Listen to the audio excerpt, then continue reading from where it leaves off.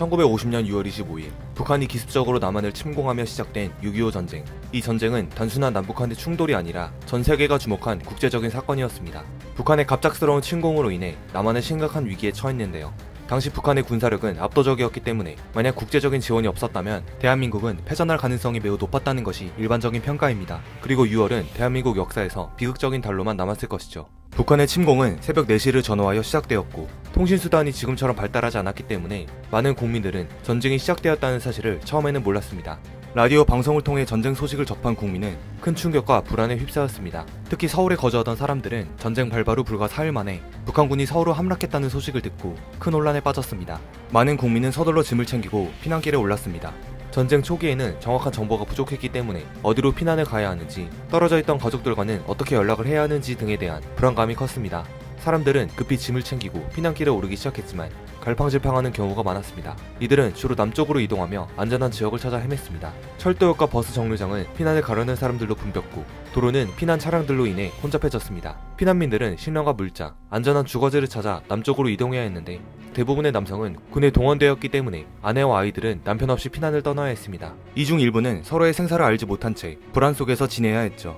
특히 서울에서 대전으로 가는 기차역은 피난민들로 붐볐는데 모든 사람이 한꺼번에 기차에 오르려다 보니 혼란이 발생했습니다. 부모들은 아이들을 먼저 기차에 태우고 뒤따라 타려 했지만 기차가 출발하면서 결국 가족들이 서로 다른 기차에 나뉘어 타게 되었습니다. 그로 인해 가족들은 서로 다른 목적지에 도착하게 되었고 이 과정에서 많은 이상가족이 생겼습니다. 이렇듯 전쟁이 벌어지자 순식간에 수많은 사람이 가족과 이별해야 했고 대부분 길거리나 임시로 마련된 피난소에서 생활해야 했습니다. 특히 어린아이, 노약자, 임산부 등은 피난길에서 더욱 큰 고통을 겪었죠.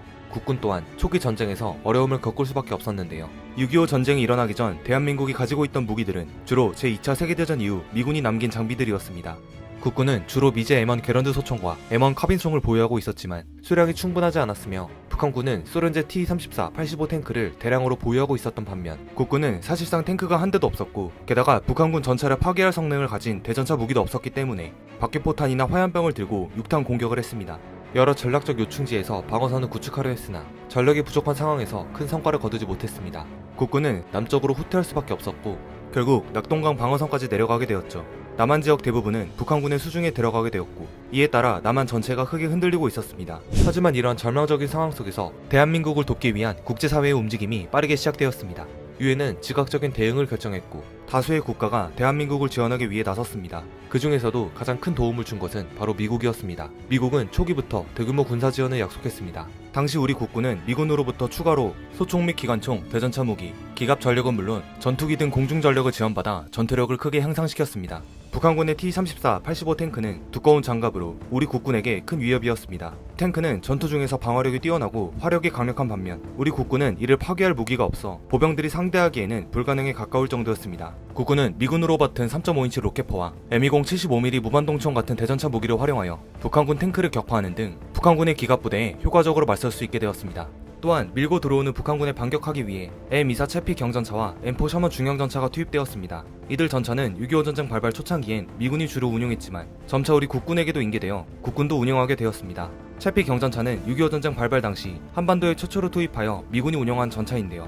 하지만 T-34 전차를 관통하기에 파괴력이 부족하자 미군은 M4 셔먼 중형전차를 낙동강선 방어작전부터 투입하여 북한군 T-34 전차에 대응했습니다. 특히 1950년 9월 인천 상륙작전이 성공적으로 이루어지고 곧바로 서울 탈환작전에 들어가면서 미군이 운용한 M4 셔먼 중전차는 시가지 전투를 수행하는 데 중요한 역할을 했습니다. 우리 국군은 1951년 12월 미군으로부터 셔먼 전차 5대를 인수하여 전차 중대를 창설하면서 본격적으로 중형전차를 운용하게 되었습니다. 또한 미군의 F-51D 머스탱 전투기와 F-80 슈팅스타 Z 전투기가 투입되었습니다. 특히 F-80 슈팅스타는 Z 전투기로 6.25 전쟁 발발 직후인 6월 26일 한반도 상공의 첫 선을 보인 Z 전투기였습니다. 특히 이날 김포 지역 상공에서 북한군 IL-10기 2대를 격추하면서 첫 승리를 거두었습니다. 우리 국군이 갖게 된 최초의 전투기는 F-51D 머스탱인데 1950년 7월 2일 미군으로부터 10대를 인수하기 시작해 1953년 정전협정 체결 시점엔 80대를 보유하였습니다. 6.25 전쟁 기간 항공기들은 북한군의 보급로를 차단하고 지상 공격을 통해 전세를 유리하게 만드는 역할을 했는데, 실제로 승오리 철교 폭파 작전에서 F-51 6대가 편대를 이루어 적의 후방 보급로였던 승오리 철교를 부수는 데 성공하였습니다. 북한의 수도 평양에 대규모의 폭격을 가한 평양 대공습에서는 세 차례에 걸쳐 총 2228대의 전투기 및 함재기가 동원되기도 하였죠. 캐나다 공군은 제426 항공 수송대대에 수송기 6대를 파견하여 미국의 맥코드 공군기지와 하네다 공군기지 사이를 왕복하면서 병력과 물자를 수송하는 중요한 임무를 수행하였습니다. 또한 영국으로부터 항공모함 경순양함, 캐나다로부터 구축함을 지원받았는데요. 이렇듯 매우 심각한 위기 속에서 대한민국은 각국의 지원한 무기를 바탕으로 반격의 기회를 잡아가기 시작했습니다. 앞에서는 무기 지원에 대해 나열했지만 국군과 함께 전장에 뛰어든 파병 병사들도 굉장히 많았는데요. 영국과 캐나다는 주로 지상군과 해군을 파병하여 전투에 참여했습니다. 이들은 주로 기갑부대와 보병부대를 지원하여 국군과 함께 전투를 벌였는데, 특히 영국은 주력 전차인 센츄리언 전차를 지원하여 기갑 전력을 보강했습니다. 호주는 1만 7천여 명의 병력을 파병하였습니다. 현재도 6.25 전쟁에서의 호주군의 활약, 특히 호주 공군의 활약은 잘 알려져 있는데요. 호주 공군 77 전투비행대대는 P-51 무스탕 전투기를 주 전력으로 사용하여 미 공군 수송기와 폭격기의 호위 임무를 맡거나 공산군 항공기와 공중전, 지상군 근접 항공 지원 등의 임무를 수행했습니다. 전쟁이 끝나갈 무렵에 77 전투비행대대는 총 1만 5,071회의 출격 횟수를 기록했으며 건물 3,700채, 차량 1,408대, 미국이 5대를 격추하는 성과를 거두기도 하였습니다. 사실 다른 나라를 위해 자신이 목숨을 바치는 것은 쉬운 일이 아닙니다. 그러나 전 세계 22개국 200만에 가까운 유엔 참전용사들이 대한민국을 위해 싸웠고, 그들의 희생 덕분에 국군은 전황을 뒤집을 수 있었습니다. 한편 유엔 회원국들은 군사적 지원뿐만 아니라 인도적 지원도 적극적으로 펼쳤습니다. 이는 전쟁으로 인해 발생한 피난민들의 엄청난 고통과 희생, 그리고 여러가지 문제점을 해결하기 위함이었는데요. 앞서 언급했듯이 많은 사람이 급히 집을 떠나며 가장 중요한 것들만 챙겨 피난길에 올랐습니다. 1950년 겨울이 되자 추위에 대비하여 미처 옷을 준비하지 못한 피난민들은 남쪽으로 내려가는 피난길에서 추위와 굶주림이 시달려야 했습니다.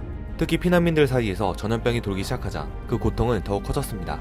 당시 가장 큰 문제는 이질이었습니다. 이질은 오염된 음식과 물을 통해 쉽게 전파되는데, 이질에 걸리면 심한 복통과 설사, 구토, 발열, 심지어는 극심한 탈수 상태에 빠지게 됩니다. 적절한 치료를 받지 못하면 사망에 이를 수도 있죠.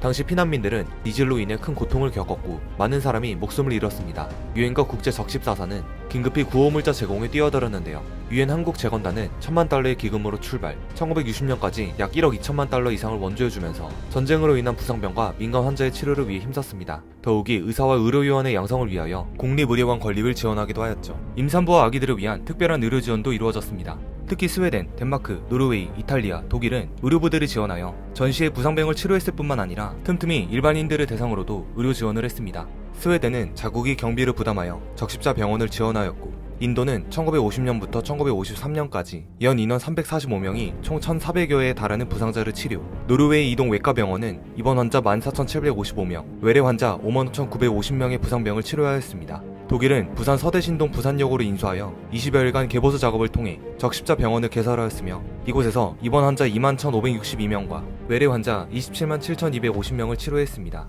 유엔의 인도적 지원은 전쟁 중 가장 절박한 순간에 피난민들에게 희망을 주었습니다. 국제사회의 도움을 통해 피난민들은 전쟁의 절망 속에서도 희망을 버리지 않았고, 이는 전쟁을 이겨낼 수 있는 힘이 되었죠. 지금 우리는 비극적인 달로 남을 뻔했던 6월을 호국 보훈의 달로 기념하고 있습니다.